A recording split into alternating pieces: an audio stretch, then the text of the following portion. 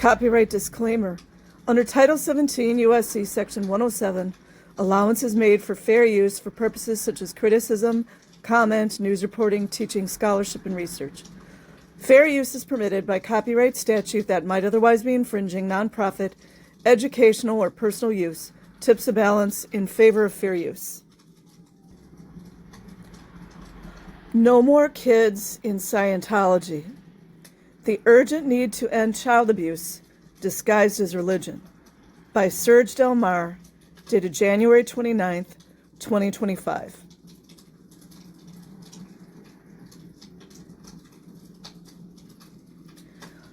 Every child deserves a childhood, a time of innocence, exploration, and unconditional love.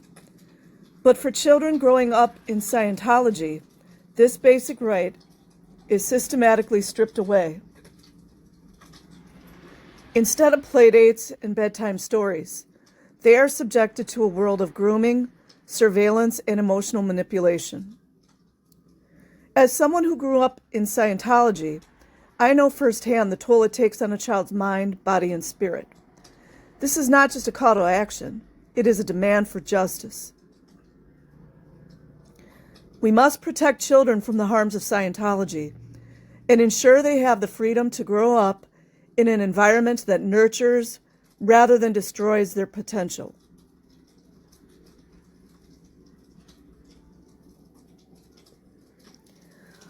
The reality of growing up in Scientology. 1. Childhood erased. In Scientology, children are not seen as children. They are reared as ageless thetans, miniature adults responsible for their past lives and future actions. This utterly nonsensical philosophy not only manages to circumvent reality, but it also robs kids of their innocence and forces them to bear burdens no child should ever carry. They are denied the simple joys of childhood, play, curiosity, and the freedom to make mistakes, and instead are held to impossible standards of behavior, an understanding that is far more sinister than what is presented on the surface pitch of wanting to really save a world by grooming kids to be exposed to abuse.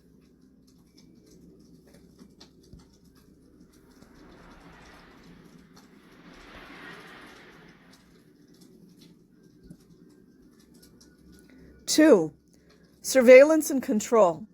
Scientology parents are encouraged to monitor their children's every move, thought, and behavior.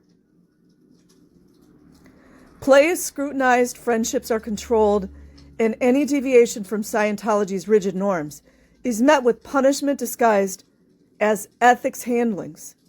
Children are taught to police themselves and others, creating an environment of constant fear and paranoia, to adhere to the words that convicted felon L. Ron Hubbard wrote down on a piece of paper. The Scientology parents start acting like total imbecile zealots without scruples because L. Ron Hubbard forbids they have any critical thinking skills for themselves when it comes to following what he pitched in his so-called HCOBs and policy letters, the strings that turn parents of kids that grow up in Scientology into actual puppets with strings. 3. Emotional and psychological abuse. Children who grew up in Scientology are subjected to isolation, public shaming, group humiliation rituals, and psychological manipulation, practices they cannot possibly consent to, given the extreme and coercive nature of these environments. And the rituals the Scientology adults are all about doing. The category is extreme. No limits. The more you resist, the more you need to be broken. No kid can sign up for that. The fake pitch is that this abuse is administered on you as a child under the guise of spiritual growth. But let's be clear, there is nothing spiritual about breaking a child's spirit. The constant pressure to conform and the fear of being labeled as enemy creates lasting trauma that can take years, if not decades, to heal. This is not discipline, It is abuse, plain and simple.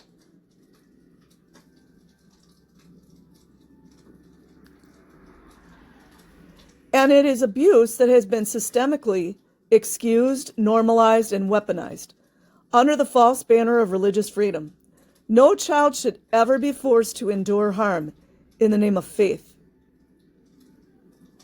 There is no justification, no excuse, and no interpretation of morality that allows for this level of coercion and harm against minors. The law is crystal clear. Since 1944, the Supreme Court ruled in Prince versus Massachusetts that while adults may choose martyrdom for themselves, they have no right, none, to impose it on their children. A child's right to safety, dignity, and freedom from harm is not up for debate. It is not negotiable. It is a fundamental human right. And yet, time and time again, Scientology parents, executives, staff, and public who are consenting adults have hidden behind religious rhetoric to justify practices that would be criminal in any other setting. Let's be unequivocal. Forcing children into harmful environments, stripping them of autonomy, and indoctrinating them into accepting abuse is not faith. It is textbook the definition of coercion. It is manipulation. It is exploitation, and is highly illegal. This is not about religious freedom. It is about the abuse of power. It is about adults weaponizing belief systems to control harm and silence the most vulnerable kids growing up inside a Scientology hotel, commercial building, or home. The line between faith and abuse is not blurred. It is crossed. And when it comes to children, there is no gray area. Their safety, their well-being, and their right to a childhood free from harm must always come first. Anything less is a failure of justice, a failure of humanity, and a failure to protect those who cannot protect themselves. The blurring of common sense boundaries between adults and kids through grooming. One of the most insidious aspects of Scientology is its ability to blur boundaries, making abuse seem normal and even necessary. Yet nobody has the right to have boundaries in Scientology. Seem familiar? Children are groomed to accept this treatment as part of their spiritual journey. They are told that their parents' harshness is an expression of love, that their isolation is a form of protection, and that their suffering is a path to enlightenment. This grooming is not accidental, it is deliberate. It is meticulously engineered to break down a child's sense of self, to make them dependent on the system, and to ensure their compliance.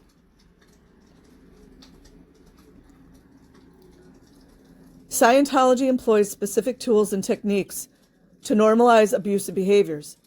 And one of the most disturbing examples is the use of dolls in auditing sessions. Scientology produces films, including but not limited to the use of a doll in auditing sessions, which children are forced to watch. These films are not innocent or educational. They are grooming tools. They depict scenarios where children are taught to role-play drills on dolls and teddy bears, pretending to engage in auditing sessions. The films frame these activities as harmless exercises, but the reality is far darker. These drills are not just play.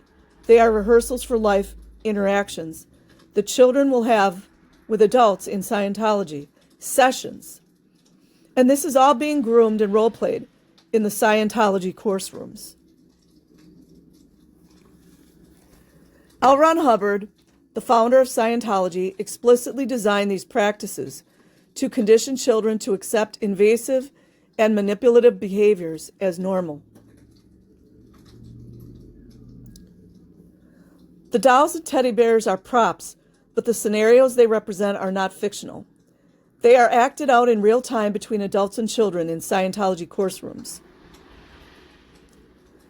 These interactions are not role-playing. They are rehearsals for compliance, designed to desensitize children to boundary violations and psychological manipulation.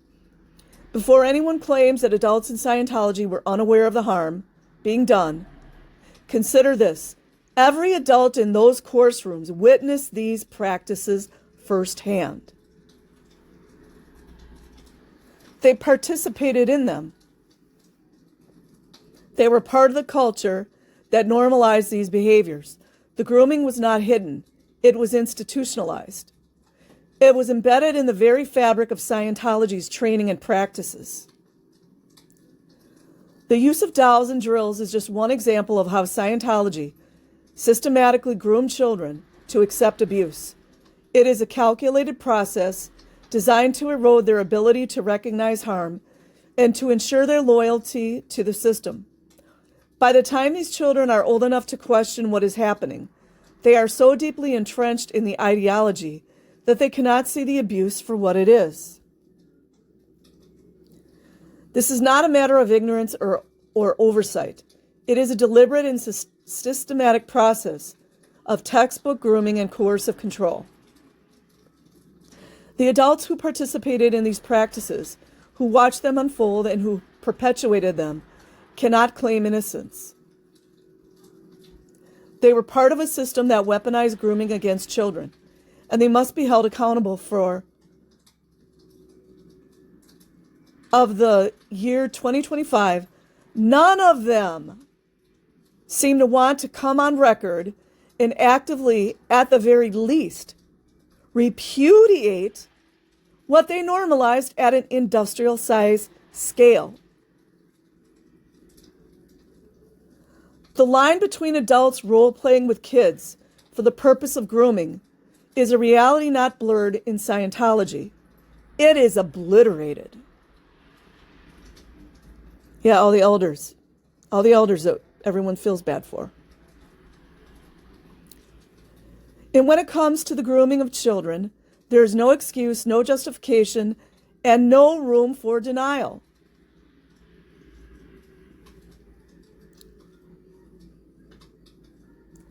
The legal and moral imperative to act, the case of Ruby Frank and Jody Hildebrandt, is a chilling reminder that religious justifications do not excuse child abuse.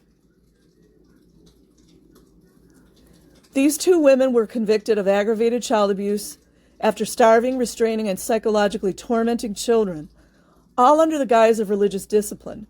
Their defense? That they were following a higher spiritual purpose. The court saw through this lie and held them accountable. And yet this same legal standard has not been applied to Scientology, which systematically isolates children, denies them medical care, and subjects them to psychological manipulation, coercive audits, isolation via ethics handlings, all done under the same fraudulent claim of religious protection. Let's break this down for the people all the way in the back. Scientology's war on mental health equals systemic medical neglect.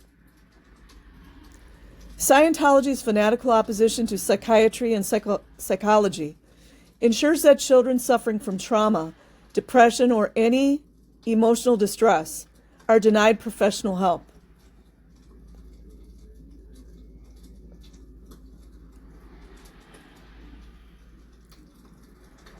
Instead, they are subjected to internal interrogations called ethics handlings and auditing, where they are pressured to admit wrongdoing, often for their own abuse. Scientology children don't have access to counselors, therapists, or mandated reporters because the system is designed to shield abuse from ever being recognized as abuse. Scientology's education system equals state equals sanctioned neglect. Kids in Scientology are often pulled out of real schools and placed in Scientology-run institutions, homeschooled with Scientology materials, or forced into full-time labor under the guise of religious training. Also R1 visa fraud.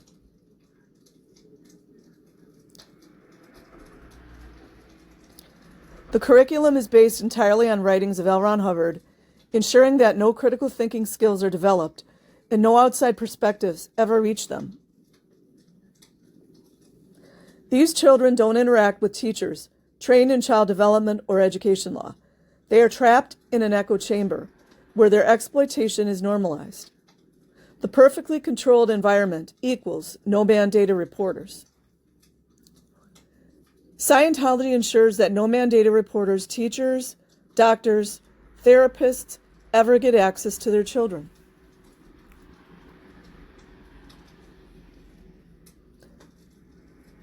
It's the isolation, too. Any adult who interacts with a child in Scientology is a Scientologist trained to dismiss any sign of abuse as ethics issues or past life transgressions. This is why you don't see child abuse cases emerging from Scientology the way they do from other institutions, because the system has been built to prevent any outside authority from knowing what happens behind closed doors. The LAPD is okay with it too. The record is clear. The absence of reports doesn't mean the absence of abuse. It means Scientology has successfully cut out every possible lifeline these children might have had. If Frankie and Hildebrand's so-called religious justification was rejected in a court of law, why does Scientology still get a free pass? Why do its child victims remain invincible, trapped in a system designed to silence them? It's time to stop pretending that religious freedom includes the right to abuse children. It doesn't. It never has. And it never MF will.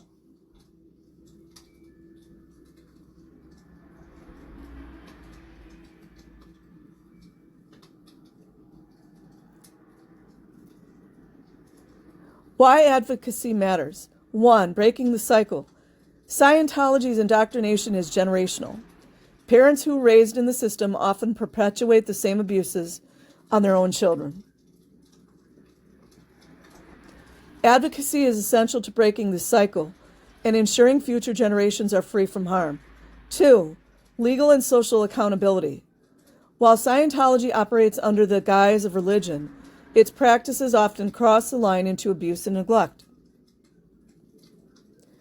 Advocacy efforts can push for greater legal and social accountability, ensuring that children's rights are prioritized over their laughable defense they have been hiding under the words written by convicted felon L. Ron Hubbard. 3.